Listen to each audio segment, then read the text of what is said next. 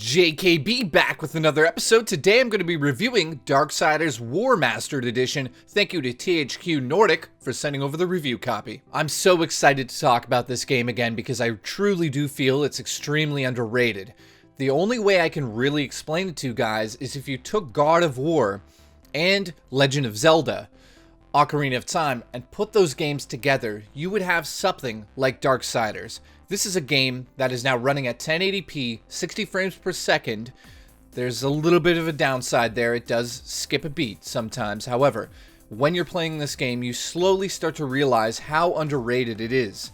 I'm going to go over why I think you guys should pick this game up and why I'm going to give this an amazing score. When I was extremely young, 6, 7, or 8, I remember going into video game stores or comic book stores or even bookstores and seeing sci-fi and fantasy, comic books, novels, graphic novels, the covers of graphic novels, Dungeons and Dragons, you know, these mythical characters that as a young boy blew my mind. And Darksiders, I gotta be honest with you guys, takes all of those elements I had as a young boy.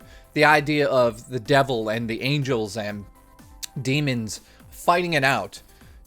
It's there in this game. It completely nails that atmosphere for me. And now that you get to see these characters in 1080p with double the resolution and amazing voice acting, there was no issue in the original game with the voice acting. It all really fell down to the frame rate, and this time around it's 60 frames per second. It does drop a little bit below that in chaos scenes where things are exploding and tons of enemies are on the screen and crashing into each other.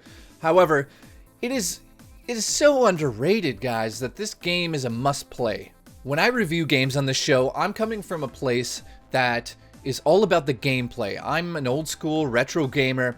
I'm all about just figuring out the patterns and getting it done. Story was always a secondary thing, in my opinion, to me personally. However, when we got into Xbox and PlayStation, and we started to see that the cinematic environment could be mixed with that gameplay element, and you can enjoy both sides of it, games became a little bit more tricky to actually produce. And this time around, when you take elements of God of War and mix them with Legend of Zelda, it's kind of easy to say that that's going to be something that's going to work really well. However, I could see studios messing that up. The first time I played Darksiders, I felt that it was a little clunky in terms of the frame rate. This time around, they fixed that issue, so that's one major thing I wanted to bring up. So if you're a huge fan of Legend of Zelda and God of War, for the reasons being that they are an RPG meets a hack and slash, this is a game that I'm telling you guys you have to play. You've got Mark Hamill, who does an amazing job as one of the characters, which I don't actually want to give away at this point in time. I want you to go play this game.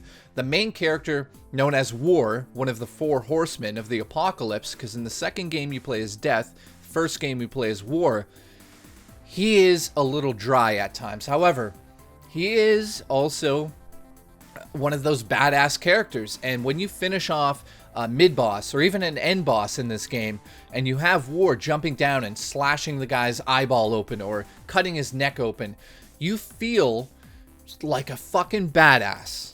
If Darksiders Warmastered Edition was an entity on my bed, let's just say I'd be making it fucking breakfast, because this is a game that all of you should be playing no matter what. If you're a fan of a perfect balance between gameplay and story elements, however, you know, the gameplay is more in-depth than the simplistic story, I truly do feel you need to go buy this for $19.99 US. It's such a steal, guys. There's only one negative I'm going to bring up, and I'm going to tell you my score.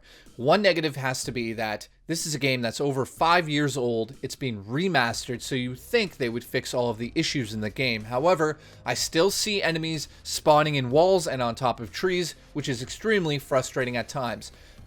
Oh man, in saying all that, guys, go out and buy this game. I'm giving it a 9 out of 10. If you're a fan of action-adventure, RPGs, hack and slash, combo systems, chaining amazing, brutal, and I mean brutal at times, combos together, exploring a world that is extremely dark at times with moments of light, this is it. I'm telling you guys, this is a Legend of Zelda that is just from a different dimension. This is a God of War and a Legend of Zelda put together and it has its own identity.